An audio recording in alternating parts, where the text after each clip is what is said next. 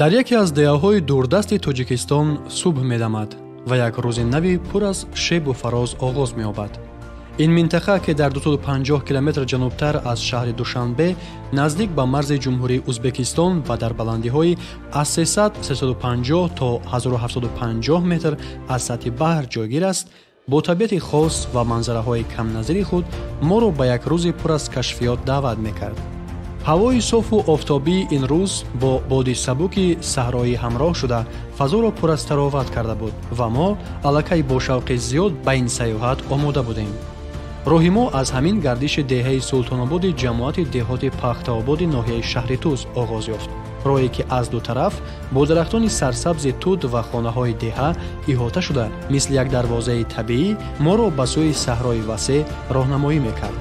пас аз тай кардани чанд километр мо ба саҳрое расидем ки аз дур кӯҳҳо ва теппаҳои қисман сабзу қисман хушк намудор мешуданд.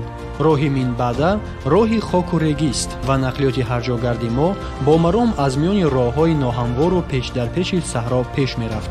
хоки регзор зери чархҳо пароканда мешуд ва мо ҳамин гуна ба манзараи кӯҳу теппаҳои ин макони ғайриоддӣ мепайвастем.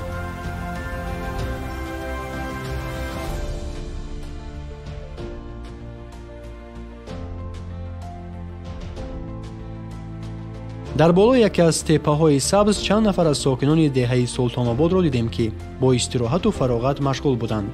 онҳо бо табассум ва меҳмоннавозии хоси мардуми тоҷик моро пазируфтанд. мо бо онҳо шинос шудем ва ҳадаф аз саёҳати кӯҳнавардӣ ба кӯҳи Найзаблоқро гуфтем. маълум шуд ки онҳо ҳар сол чанд шабонарӯзро дар ин макон барои тамошо ва истироҳат мегузаронанд.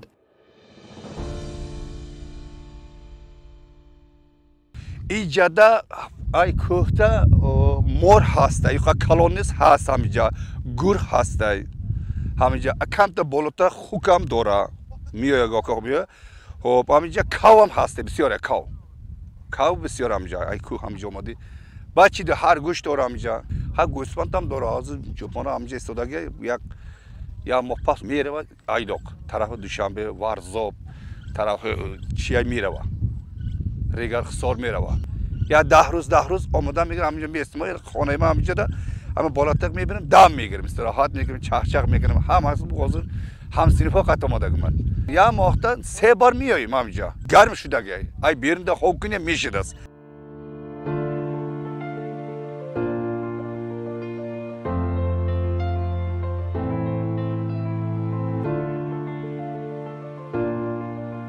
дар суҳбат фаҳмидем ки ин теппаҳо барои онҳо ҷои оромӣ ва истироҳат аст.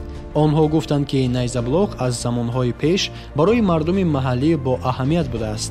ин суҳбат моро ба идомаи роҳ ва кӯҳнавардӣ дар ин минтақа ҳавасманд кард. пас аз чанд километри дигар ки аз миёни теппаҳо ва кӯҳҳо гузашт, мо ниҳоят ба зери кӯҳи Найзаблоқ расидем. кӯҳе ки миёни мардуми таҳҷоӣ гоҳе бо номи Найзабобо ҳам ёд мешавад.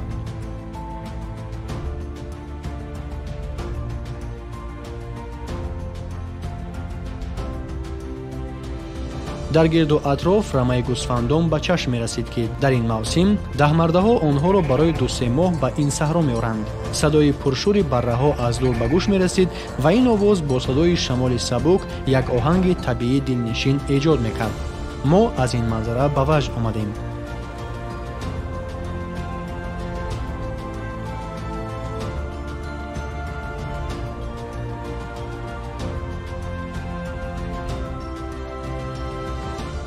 дар ин ҷо ҳамроҳи мо ҳастанд як гурӯҳ сокинони ҷамоати Пахтаобод ва тасмим дорем ки ба ана он кӯҳ бароем.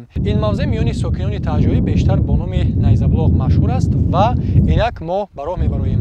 роҳи мо наздики 3 километр бо роҳҳои кӯталии кӯҳӣ пеш меравад. меравем.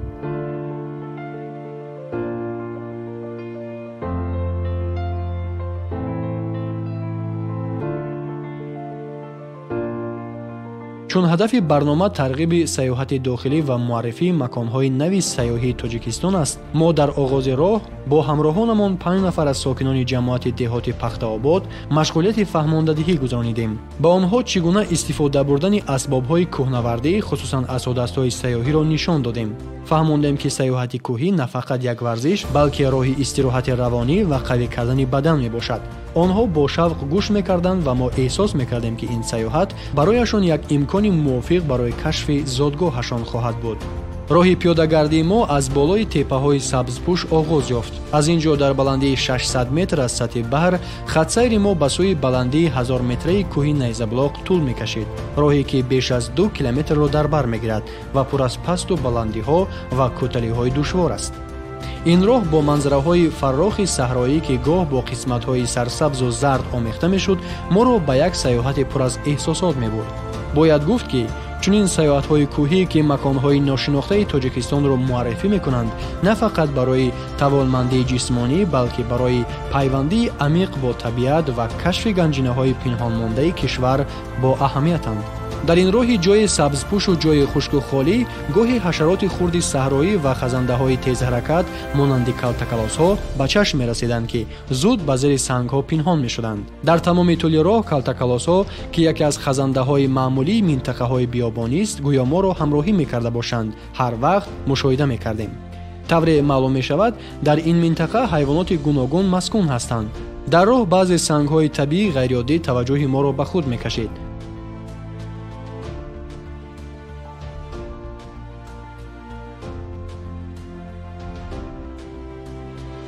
дар айни замон садои пуршури барраҳои рама ки аз дур ба гӯш мерасиданд, сайёҳати кӯҳии моро ҷолибтар ва мукаммал мегардонданд. манзараҳои табиати ғайриоддии ин минтақа на танҳо мо гурӯҳи эҷодӣ, балки ҳамроҳонамонро ҳам ки зодаи ин диёранд мафтун мекард ва мо бо шавқ дар иҳотаи табиат аксу наворҳо мегирифтем.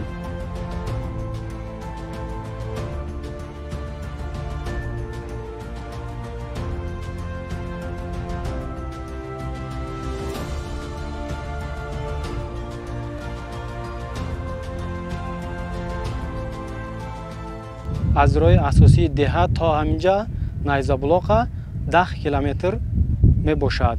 аз маркази ноҳия боша 50 километр, тахминан 50 километр ҳастанд. мардум дар инҷа 20 март то 15 апрел, ягон яъни 20-25 рӯз барои сайёҳӣ дамгирӣ мебиёяд. чорводоро боша ягон 2 моҳ гӯспандошона мечаронад. ҷои иҷа Найзаблоқ ай дарё ягон 15 километр, дарёи Кафорни ҳам 15 километр дуртар аст. мо ҳар сол ҳамин вақт мавсумда мебиёем. ҳар сол мақсад ҳамин 20-25 март, 1-2 апрел, ҳамин 10 рӯзда мардум сайр сайёҳат мебиёнд.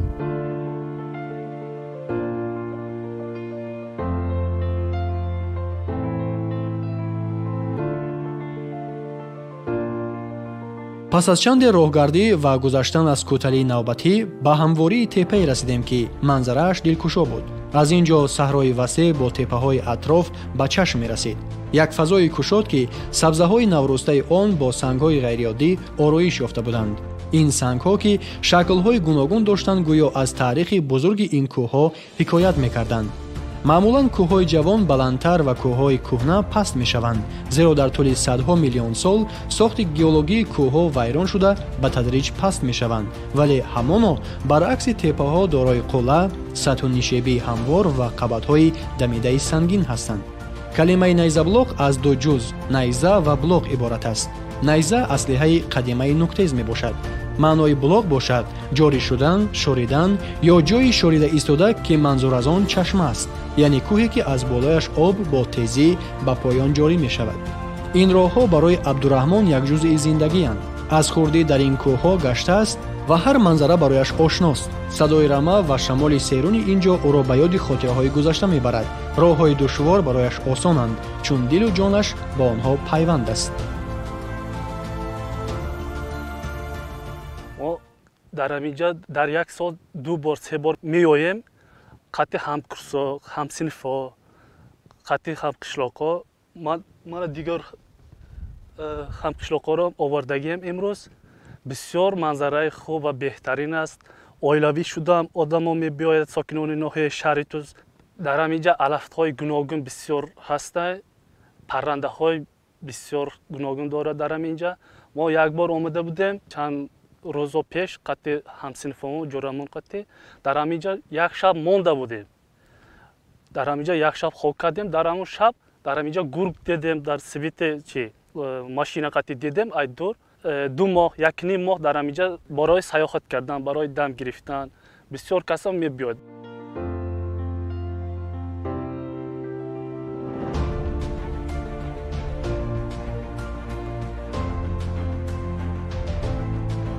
мо ҳамин тавр аз миёни кӯталиҳои хушку холӣ ва сарсабз гузашта ба яке аз ҳамвории дигари теппа расидем. ин ҷойҳои сарсабзи водии хушк нишон медиҳад ки ҳатто дар минтақаҳои дурдасту камоб ҳам табиат зинда аст ва муаррифии чунин маконҳо метавонад мардумро ба саёҳат ва қадрдонӣ аз сарвати табиии кишвар ҳавасманд кунад. маъмулан дар чунин саҳроҳои камоб дарахтон камёбанд ва асосан саксавул ва дигар буттаҳои мутобиқ ба чунин шароит месабзанд. пас аз чандаи дигар роҳгардӣ мо ба як қисмати сарсабзи кӯҳ расидем ки инҷо сабзаҳо бо буттаю дарахтони пасти гул карда омехта шуда буданд. роҳи мо бо ин кӯталии вазнин пеш мерафт ва мо қарор додем ки бо каме хаста шудан истода нафас рост кунем. танаффуси якуми мо инҷо сурат гирифт. ҳаво бо гузашти вақт ва наздик шудан ба нисфи рӯз гармтар мешуд. аз ин рӯ роҳ гаштан ҳам дар иҳотаи чунин гармӣ ба маротиб душвор мегардид. дар ин кӯталӣ дарахтони гул карда ба назар мерасиданд ки ин қисмати кӯҳро ором медоданд. онҳоро мардуми таҳҷоӣ бодомча мегуфтанд. ҳамчунин дар ин қисмат гулҳои зарду бунафш ва қоқӯю лола ҷо ҷо ба чашм мерасиданд ки ин зебоии хоси минтақаҳои серобу хуррам моро ба ваҷд овард. аз ин баландӣ яке аз кӯҳҳои хушку сангии наздикамон ки намои кӯҳҳои кӯҳнаю вулқониро ба ёд меорад моро ба андеша мебурд. чаро дар тоҷикистон ки 93% ҳудудашро қаторкӯҳҳои бузург ташкил медиҳанд, кӯҳҳои вулқонӣ арзи вуҷуд надоранд. кӯҳҳои тоҷикистон бахусус қароқум, ҳисору помир аз бархурди қитъаҳои тектоникӣ яъне ҳаракати қитъаҳои тектоникии ҳиндустон ба самти қитъаи эронаврупоӣ ба вуҷуд омаданд. ин бархурд ба ҷойшавӣ ва қабатикунонии қишри замин боиси пайдоиши кӯҳҳо шудааст ки ин равандро дар илм орогенез мегӯянд. боварӣ дорам чунин кӯҳҳои сангини қабат-қабатро шумо низ дар минтақаатон мушоҳида кардаед. аммо вулқонҳо одатан дар маҳалҳое пайдо мешаванд ки қитъаҳо ва қабатҳо аз ҳам дур мешаванд ва ё ба зери дигар қитъа фурӯ мераванд ки онро дар илм субдуксия меноманд. биянагони азиз, инак аз поён то ба ин ҷо мо наздики 2 километр роҳро тай кардем. роҳ кӯталӣ буд, махсусан қисмати охири роҳ. дар ин қадар муддат мо тавонистем ки қариб 200 метр ба баландӣ аз сатҳи баҳр бароем. дар поён баландӣ аз сатҳи баҳр 600 метрро ташкил медод ва ҳоло бошад ин баландӣ ба наздики 800 метр аз сатҳи баҳр баробар шудааст. мардуми таҳҷоӣ ин ҷо ки аллакай ба иқлим ва баландиҳои кӯҳҳои ин ҷо одат карданд. бубинед ки аввалин шуда аз ман пеш гузашта рафтанд ва аз сабабе ки ноҳияи шаҳри Туз дар минтақаи гарм ҷойгир аст, дар ин ҷо баҳор ҳам барвақт меояд ва ҳамин гуна ба барвақтӣ баҳор мегузарад ва фасли тобистон фаро мерасад. аз ин ҷиҳат дар фасли тобистон аллакай хушравӣ сар мешавад ва ин минтақа аллакай пас аз 2 ё 3 ҳафта ба як биёбон табдил меёбад.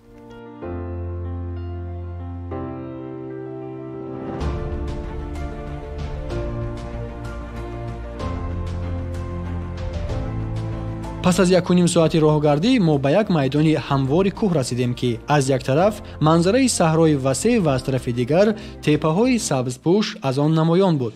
яке аз ҳамроҳонамон Дилшод ки маротибаи аввал аст ба ин ҷо меояд, дар бораи саёҳати имрӯза ва асодасҳои саёҳӣ ки ҳамчунин бори нахуст аст дар амал истифода мебарад чунин гуфт.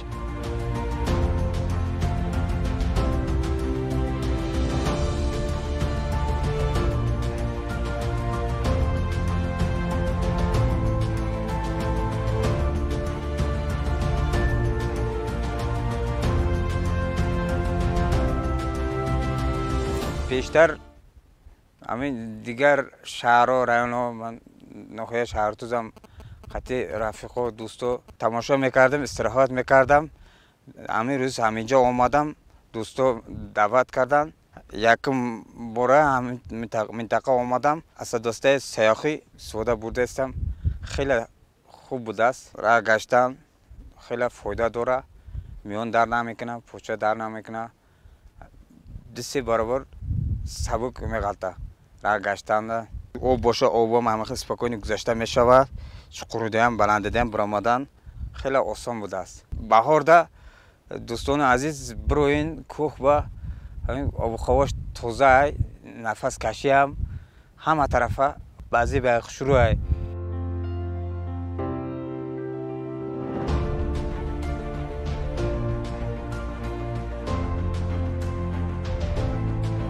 мо инак дар ҳадди охири расидан ба қулла қарор доштем. аз ин пас роҳи мо дорои кӯталии зиёд ва пурсанг хоҳад буд. оҳиста оҳиста ба пеш бо эҳтиёткорӣ ки эҳтимоли лағжидан вуҷуд дошт қадам зада мо бо ёрии асодастҳои сайёҳӣ ба фатҳи ҳадафи худ дастёб гардидем.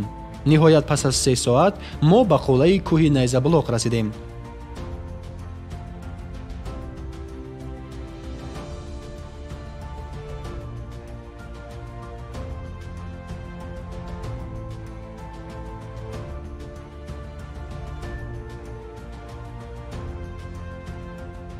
бинандагони азиз, инак баъд аз тай кардани қариб 3 километр бо роҳи кӯтал мо расидем ба нуқтаи баландтарини минтақаи найзабулоқ ва аз ин ҷо бибинед ки манзараҳои хеле фарроғ ба дашту кӯҳсори ноҳияи шаҳри Туз кушода мешавад. мо ба баландии қариб 1000 метр баромада омадем.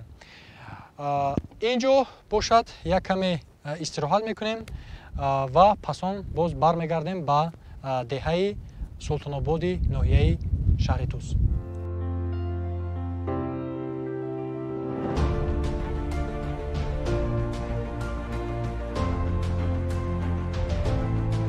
дар ин ҷо ду чоҳи бузурги захиравии об ҳамчун ёдгории кӯҳнаи зиндагии мардуми маҳаллӣ моро истиқбол карданд.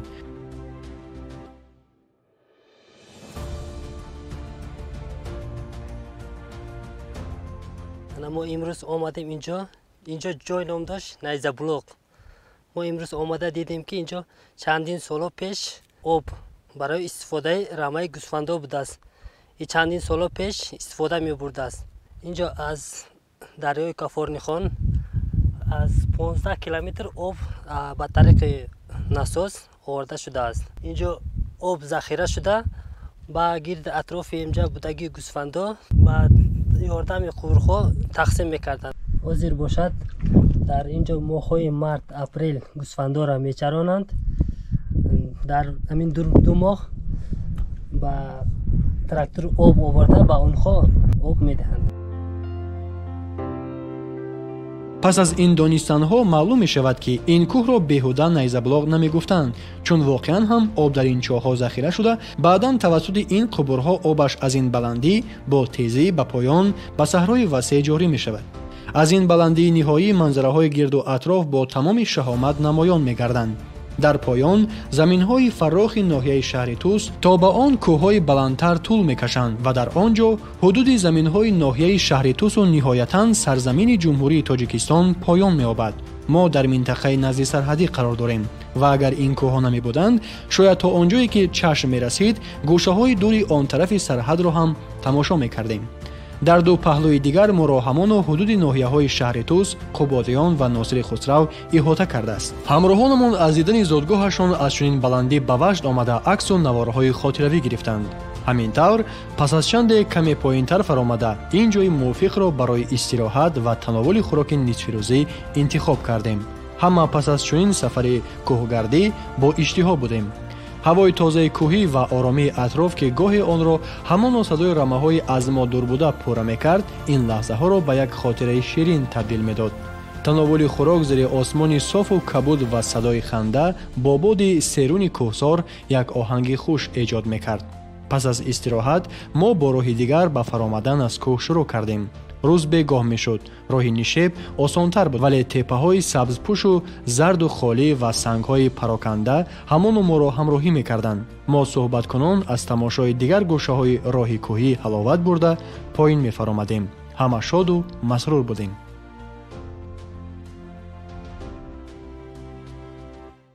امروز سیاحتگاه چختک. ما امروز ҳамроҳи ҳамдиҳагон ба сайёҳати кӯҳ омадем. аз ин ҷо аз пастӣ манзара ба кӯҳ тамоман дигар гуна аст ва фикр мекунед ки баромадан то ба болояш кори душвор мебошад, вале мо ин корро кардем. манзараҳои ин ҷо хеле зебою тамошобоб аст.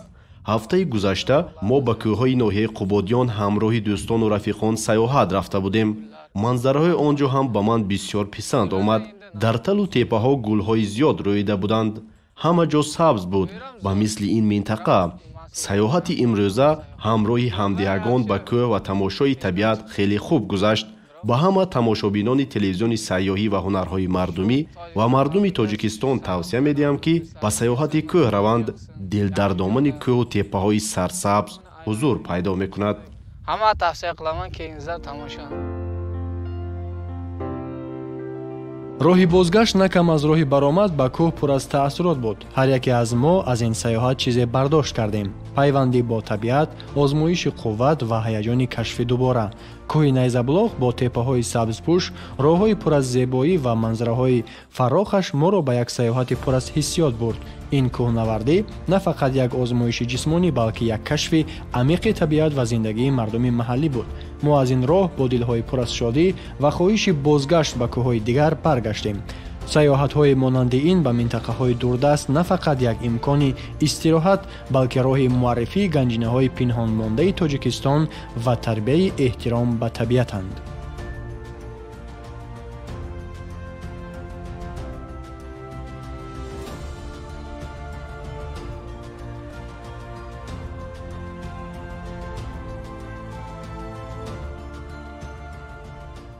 ҳамин ҷо бинандагони азиз, сайёҳати кӯҳнавардии мо ба поён мерасад. имрӯз мо ёдовар мешавем сайёҳате доштем ба минтақаи Найзабулоқи ноҳияи шаҳри Туз, ҷамоати деҳоти Пахтаобод. ин сайёҳат як сайрогашти кӯҳие буд ки як умр дар ёду хотири мо хоҳад монд ва умедворем ки ин барномаи хеле хубу диданӣ буд ва шумо аз тамошояш ҳаловат бурдед. ин ҷо бинандагони азиз мерасем ба поёни нашри навбатии барномаи кӯҳнавардӣ аз телевизиони сайёҳӣ ва ҳунарҳои мардумӣ. То дидор хайр.